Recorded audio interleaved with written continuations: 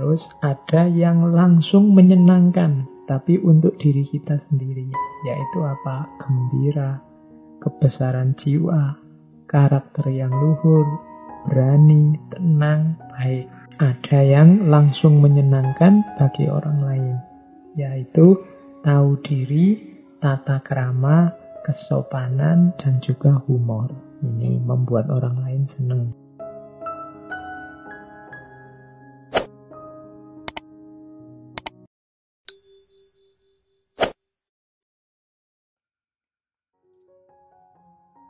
Assalamualaikum warahmatullahi wabarakatuh. Teori perasaan moral, sentimen moral. Biasanya orang membahas etika atau moralitas itu kan dasarnya rasio atau akal, dasarnya kitab suci, dasarnya suara hati, ada begitu. Atau dasarnya manfaatnya, tujuannya, dan seterusnya. Tapi katanya David Hume, enggaklah. Moralitas itu dasarnya perasaan. Perasaan suka atau tidak suka. Nah, ini unik menurut saya. Yang pertama kita lihat asumsi-asumsinya ya. David Hume menolak semua sistem etika yang tidak berdasarkan pengamatan empiris. Termasuk etika. Yang kita ketahui itu kan hanya terbatas yang pernah kita alami. Berarti juga termasuk moralitas. Maka semua sistem etika yang tidak berdasarkan pengamatan pengalaman empiris bagi David Hume hanya a priori belaka. A priori itu berarti ya tidak nyambung dengan fakta nyata kehidupan manusia. Asumsi pertamanya itu. Nanti kita lihat sehingga kesimpulannya sumbernya moral itu perasaan. Yang kedua, bagi David Hume karena dasarnya etik itu harus pengalaman empiris, berarti tidak ada nilai yang mutlak, yang objektif mendahului tanggapan kita atau sikap kita. Sesuatu itu dianggap bernilai oleh manusia yang memberikan nilai padanya. Ini kalimatnya rada rumit. Sesuatu itu bernilai karena kita merasa tertarik kepadanya dan bukan sebaliknya kita merasa tertarik kepada sesuatu yang bernilai. Laptop ini bagi saya bernilai. Karena aku butuh untuk ngajar, untuk ngaji, dan lain sebagainya. Tapi bagi simbahku yang usianya 80 tahun sekian, laptop ini tidak terlalu bernilai. Berarti nilai itu sesuatu yang ditempelkan oleh manusia. Dia tidak bernilai dalam dirinya sendiri. Hal yang sama dengan moralitas. Berarti kuncinya terletak pada tanggapan manusia kepadanya. Ini bernilai, ini tidak bernilai. Ini bermoral, ini tidak bermoral, juga begitu. Sesuatu kita setujui, kita banggakan, kita senangi, atau kita benci, kita jijiki, dan sebagainya. Ini kan tanggapan kita terhadap sesuatu. Berarti awalnya moralitas itu diawali dari tanggapan manusia, pengamatan empirisnya. Berarti tidak ada kewajiban moral, nilai moral yang dari luar diri manusia. Katanya David Hume. Maka etika harus dicari dalam diri kita sendiri. Cari dalam perasaanmu, mana baik, mana buruk itu. Tidak dalam hal-hal yang universal, kewajiban moral, dan lain sebagainya. Gambaran mudahnya nanti ada ilustrasi begini. Ini diambil dari Treatise of Human Nature, salah satu masterpiece-nya. Gambarkan begini katanya David Hume. Sebut satu tindakan yang pasti jahat. Misalnya pembunuhan berencana. Ini kan jahat, guys. Bunuh itu jelek, apalagi direncanakan dulu. Lalu ujilah dengan jelas, dengan teliti, temukan jika kamu bisa mana yang disebut jahat itu secara faktual atau nyata. Engkau tidak akan menemukannya. Itu kan ada peristiwa, orang bunuh orang, orang merencanakan bunuh orang. Perbuatan ini kan sifatnya netral. Jahat tidaknya tidak kita temukan di perbuatan itu, tapi kita temukan, tuh lihat kalimat selanjutnya, engkau tidak akan menemukannya sampai engkau menggunakan perasaanmu dan mendapati satu rasa tidak suka yang muncul dalam dirimu terhadap tindakan tersebut. Inilah yang faktual. Namun ternyata bukan ranah perasaan, merupakan ranah perasaan, bukan ranah rasio. Jadi tadi kita lihat peristiwa pembunuhan berencana tadi, jahatnya ada di mana? Jahatnya ada di rasa jijik kita terhadap peristiwa itu. Kalau tindakan yang sama misalnya terjadi di medan perang, misalnya kita sedang mempertahankan NKRI dari serbuan musuh, terus ada perang. Loh kan dalam perang itu kita juga melakukan pembunuhan berencana. Kita rancang gimana kita membunuh musuh kita biar semuanya tewas terus kita menang. Tapi di peristiwa ini kan kita tidak melihatnya dengan jijik. Di peristiwa ini sama-sama pembunuhan berencana, tapi kita anggap itu patriotisme. Sementara yang pembunuhan berencana yang lain, mungkin ada orang begal, orang ngerampok, kita melihatnya dengan jijik. Wah, ini orang ini tidak manusiawi sekali, orang ini menjijikkan sekali. Berarti sumber moral itu hakikatnya tangkapan perasaan kita, tidak pada peristiwanya. Jadi disinilah kunci moralitas, katanya David Hume. Terus maka selanjutnya setelah kita tahu, oh berarti dasarnya perasaan. Yang mendorong tindakan itu perasaan. Nilai moral berarti apa? Diawali dari setuju atau tidak setuju. Kalau yang pejuang tadi membunuh penjajah, kita setuju. Kalau yang orang begal bunuh orang di tengah jalan, kita tidak setuju. Dua-duanya peristiwa moral. Dua-duanya tindakan membunuh. Tapi yang satu kita setuju, yang satu kita tidak setuju. Berarti moral penilaiannya didasarkan perasaan kita setuju atau tidak setuju. Nah, standarnya apa? Standar moral itu adalah nikmat, katanya David Hume, nikmat atau kegunaan. Kita biasanya setuju sesuatu yang menurut kita memberikan nikmat atau memberikan guna atau manfaat. Kita tidak setuju kalau tidak memberikan nikmat atau tidak memberi manfaat.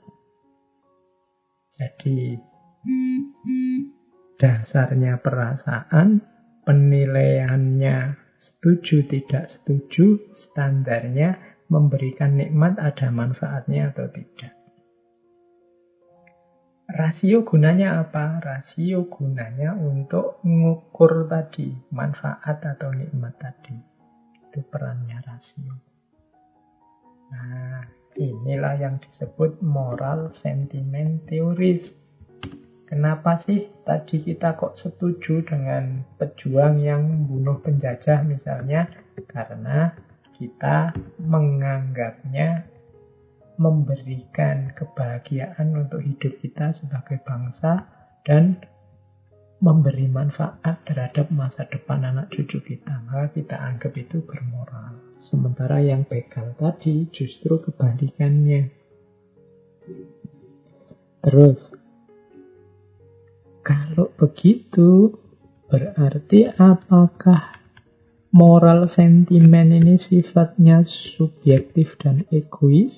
Ingin mencari enaknya sendiri atau menangnya sendiri? Tidak. Katanya David Hume, karena sumbernya moralitas itu adalah perasaan. Kita nyaman, kita senang, kita setuju. Jangan lupa manusia itu punya fitrah makhluk sosial. Di antara yang membahagiakan manusia adalah kebahagiaan orang lain juga. Kita gembira kalau orang lain gembira, kita sedih kalau ada orang lain sedih. Ini implikasi dari bahwa manusia itu butuh orang lain, manusia makhluk sosial.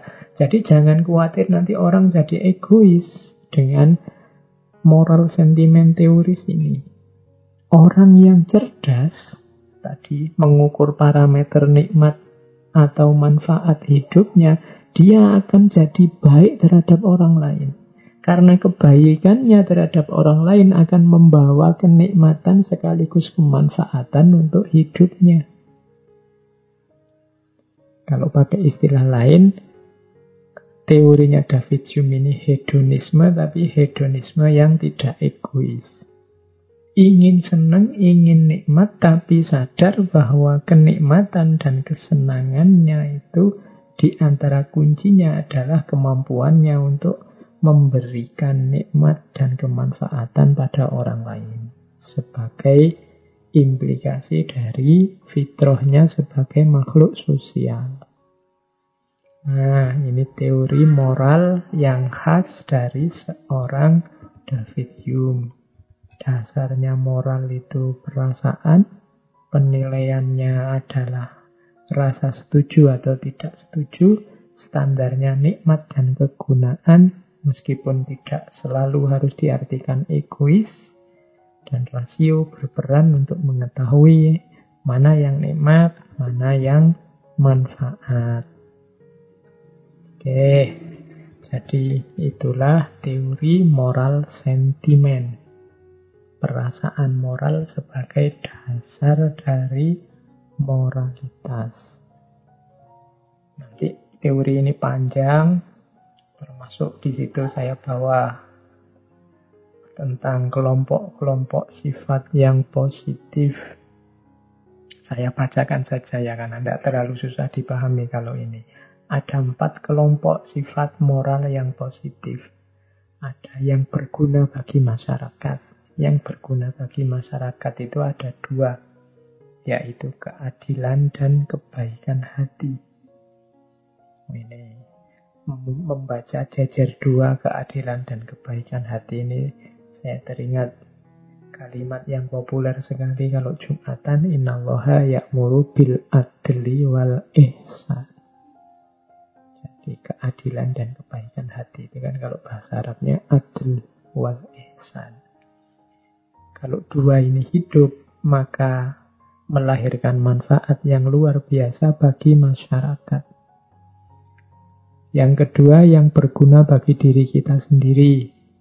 Nah, ini diperhatikan setiap orang, kehendak yang kuat, rajin, hemat, kekuatan badani berarti sehat, kepintaran akal, waras, dan kemampuan rohani. Kalau kita ingin hidup kita manfaat, hidupkan ini. Niat yang kuat, rajin, hemat, sehat, pinter, dan spiritual. Rohaninya hidup. Terus ada yang langsung menyenangkan, tapi untuk diri kita sendiri. Yaitu apa? Gembira, kebesaran jiwa, karakter yang luhur, berani, tenang, baik.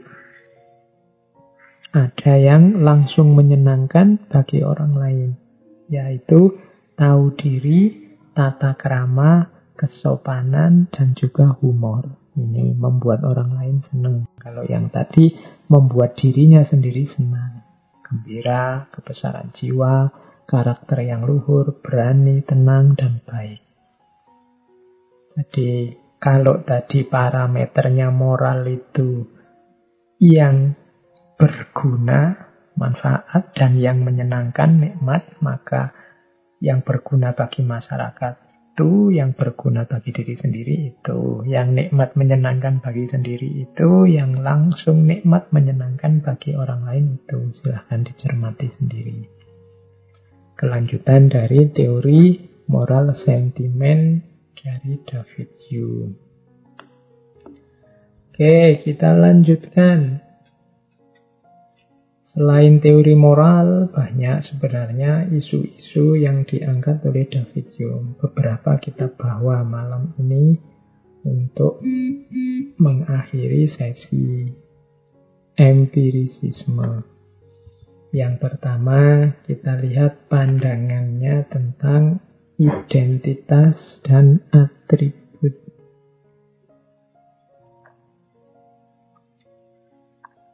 Yang pertama, kalimat dari David Hume. Identitas yang kita tempelkan kepada segala sesuatu adalah fiktif. Dibentuk dalam pikiran, bukan sifat khusus yang dimiliki oleh apa yang kita bicarakan. Jadi, identitas apapun yang kita pahami, identitas itu begini maksudnya.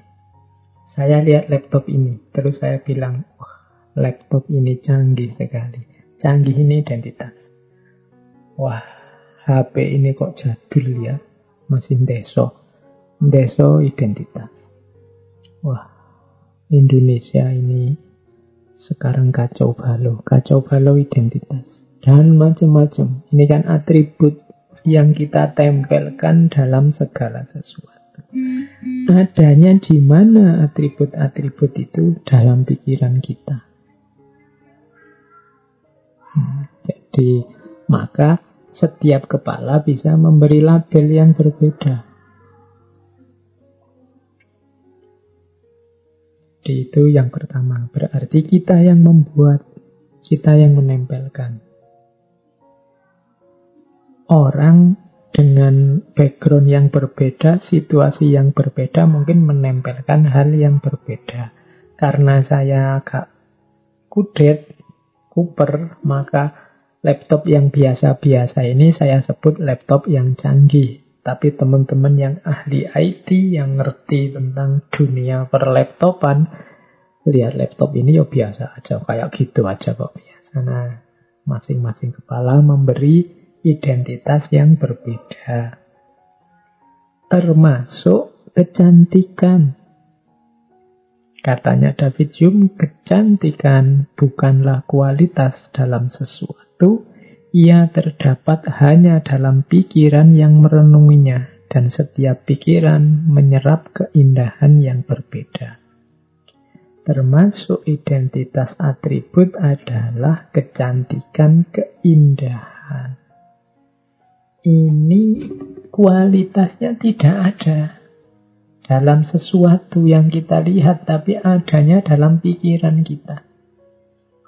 Wah, taman ini cantik sekali. Tapi bagi yang lain mungkin taman ini biasa-biasa saja. Lukisan ini indah sekali. Bagi yang lain, alah lukisan opo itu tidak jelas. Adanya di mana berarti keindahan, kecantikan itu di kepala kita. Makanya sifatnya tidak objektif. Kalau dia atribut identitas, ya tergantung siapa yang ngomong, isi pikirannya apa. Kombinasi-kombinasi gagasan itu mungkin beda-beda. Ada yang menganggap cantik adalah kombinasi antara rambut lurus, hidung mancung, dan kulit putih misalnya. Tapi yang lain, cantik itu kombinasi antara rambut yang keriting, kemudian hidung yang besar, kemudian kulit yang eksotis. Beda-beda. Kalau sama ya kasihan, nanti ada yang tidak laku, ada yang laku. Tapi kenapa kok semuanya laku? Ya karena cantik itu ada di kepala, tidak ada di objeknya. Indah itu ada di kepala, tidak ada di objeknya. Makanya ada orang yang suka lukisan naturalis, ada yang suka lukisan surrealis, ada yang suka lukisan abstrak. Masing-masing keindahannya ada di kepalanya masing-masing. Kita kadang mengkerut ini lukisan gambar apa ya kok tidak jelas. Mungkin kita sukanya yang naturalis, yang gambar gunung persis gunung, yang gambar orang persis orang. Sementara itu lukisannya surrealis dan seterusnya. Oke. Jadi ini tentang identitas dan atribut. Maka tanggapan kita terhadap keragaman pemahaman, keragaman makna, keragaman atribut yang ditempelkan manusia, ini harusnya membuat kita sadar untuk membangun toleransi, saling memahami. Sebagaimana orang lain menanggapi versinya, aku juga menanggapi versiku. Sebagaimana aku memahami sesuai pikiranku, dia juga memahami sesuai pikirannya dia. Selanjutnya, nah ini bagian menurut saya penting dalam pikirannya David Hume adalah tetaplah menjadi manusia. Ada 2 quotes yang saya bawa. Yang pertama, skeptisisme mungkin secara teori tak terbantah. Namun bahkan seorang skeptis harus bertindak dan hidup dan bercakap sebagaimana orang lain. Karena ciri manusia tidak memberinya pilihan. Ada kan teman-teman yang baru belajar filsafat, daya ingin tahunya tinggi, daya kritisnya luar biasa, daya skeptisnya memuncak. Skeptis itu kan meragukan apa saja, mempertanyakan apa saja. Iya, kalau sedang berfilsafat memang begitu, tapi jangan lupa, kita ini manusia, kita ini hidup di dunia nyata. Ketika kita hidup di dunia nyata, ya pakai logika kehidupan nyata. Kita butuh kepastian tertentu, kita butuh bertindak, kita butuh hidup, kita butuh ngobrol dengan orang lain. Ini cirinya manusia. Kalau semuanya kita ragukan, kita tidak bisa hidup. Semuanya kita pertanyakan, kita tidak bisa hidup. Mau minum, kita mikirnya, panjang ini. Minuman ini benar manfaat padaku apa enggak ya? Minuman ini kira-kira berapa persen manfaat, berapa persen membahayakan aku. Ini tadi sumbernya dari mana, halal apa enggak ya. Anak-anak yang beri minum ini beli di mana, yang dibeli ini orangnya soleh apa enggak. Oh enggak jadi-jadi minum akhirnya.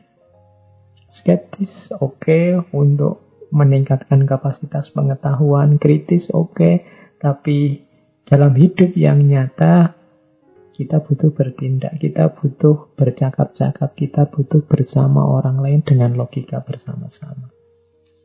Jadi ya, secara teori skeptisisme mungkin tak terbantah, namun bahkan seorang skeptis harus bertindak dan hidup. Yo, kalau di hadisnya Nabi kan ada itu kan seorang sahabat yang wah mungkin sedang semangat-semangat, gairah beragamanya meluap-luap, terus menghadap Kanjeng Nabi, saya mau puasa terus. Yang satu bilang, saya mau ndak tidur, mau sholat malam terus. Ada yang bilang, saya mau hidup mengabdi pada agama, ndak kawin. Terus Kanjeng Nabi bilang, saya yo makan ya puasa. Saya ya tidur ya sholat. Saya juga kawin. Jadi jadilah manusia yang biasa-biasa saja. Aku sholat malam tapi juga tidur. Aku puasa tapi juga berbuka. Aku juga manusia biasa yang menikahi wanita. Kalimat terakhir, faman rohiba an sunnati falaisa minni. Itu semua hidup secara biasa yang tidak terlalu memaksa, tidak terlalu ekstrim. Tadi jalanku, sunnahku, maka barang siapa yang memiliki sunnahku tidak termasuk kelompok. Itu mungkin analog dengan quotes-nya David Hume ini. Yalah, filsafat ya filsafat. Kritis ya kritis, skeptis ya skeptis. Tapi kan kita ini hidup di dunia nyata. Perlu juga kepastian-kepastian, perlu juga kebenaran-kebenaran tertentu yang kita yakini sebagai benar. Kalau semua kita pertanyakan malah rusak. kita tidak bisa hidup. Ikuti passionmu terhadap sains, namun biarlah sainsmu tetap manusia. Sehingga masih memiliki hubungan langsung dengan tindakan dan masyarakat. Jadilah filosof, namun di tengah semua filsafatmu, tetaplah menjadi manusia. Iya, kamu ilmuwan, iya kamu filosof, tapi jangan lupa kamu ya manusia. Ada tanggung jawab kemanusiaan, ada tugas-tugas, ada amanah-amanah kemanusiaan, baik atas dirimu maupun atas lingkunganmu. Silahkan passionmu sains, passionmu filsafat, tapi tetaplah menjadi manusia. Nah, ini ada lagi quote tentang kebahagiaan. Kalau ini agak subjektif dari David Hume, katanya dia yang membahagiakan dia itu membaca, jalan-jalan, kemudian santai-santai lesehan, dan menambah suplemen yang dia sebut dengan berpikir. Itulah puncak kebahagiaanku. Jadi membaca, jalan-jalan, lesehan, kemudian berpikir. Itulah puncak kebahagiaanku. Saya tidak tahu teman-teman ada kesamaan nggak dengan David Hume ini.